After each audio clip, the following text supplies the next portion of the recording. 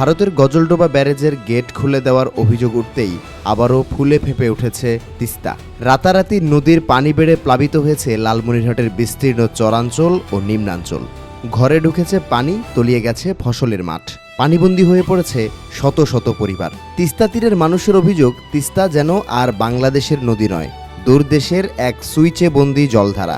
যখন পানি প্রয়োজন তখন শুকিয়ে যায় নদীর বুক, আর যখন প্রয়োজন নেই তখন হঠাৎ নেমে আসে ভয়াল বন্যা। ভারতের গজলডোবা ব্যারেজ থেকেই নিয়ন্ত্রিত হচ্ছে তাদের জীবন মরণ। প্রতি বছর একই দৃশ্যের পুনরাবৃত্তি হচ্ছে।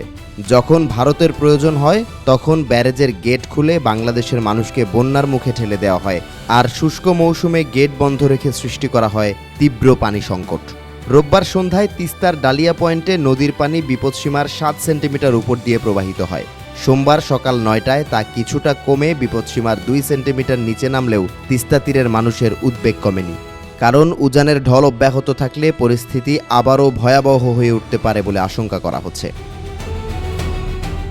সরেজমিনে দেখা গেছে লালমনিরহাটের হাতীবান্ধা, কালীগঞ্জ, আদিতমারি, পাটগ্রাম ও সদর উপজেলার বিভিন্ন চরাঞ্চল এবং নিম্নাঞ্চল পানিতে তলিয়ে গেছে। ডুবে গেছে বাদাম ক্ষেত, ধানের বীজতলা, মিষ্টি কুমড়া সহ বিভিন্ন ফসল। কোথাও কোথাও গ্রামীণ সড়কের উপর দিয়ে পানি প্রবাহিত হচ্ছে। বন্যা নিয়ন্ত্রণ বাঁধও চরম ঝুঁকির মুখে পড়েছে। স্থানীয়দের হিসাব অনুযায়ী গত 35 বছরে তিস্তার ভাঙনে লালমনিরহাট ও কুড়িগ্রাম জেলার প্রায় 3.5 লাখ হেক্টর জমি নদীগর্ভে বিলীন হয়েছে। অনাবাদি হয়েছে প্রায় 1.5 লাখ হেক্টর জমি। আরও 1.5 লাখ হেক্টর জমি বালুচরে পরিণত হয়েছে। গৃহহারা হয়েছে লাখো মানুষ। পানি উন্নয়ন বোর্ড জানিয়েছে, আগামী 72 ঘন্টায় উজান ও দেশের ভারী বৃষ্টিপাতের কারণে তিস্তার পানি আবারও বিপদসীমার কাছাকাছি বা তার ওপরে থাকতে পারে। একই সঙ্গে স্বল্পমেয়াদী বন্যা ও নদী ভাঙনের আশঙ্কাও রয়েছে।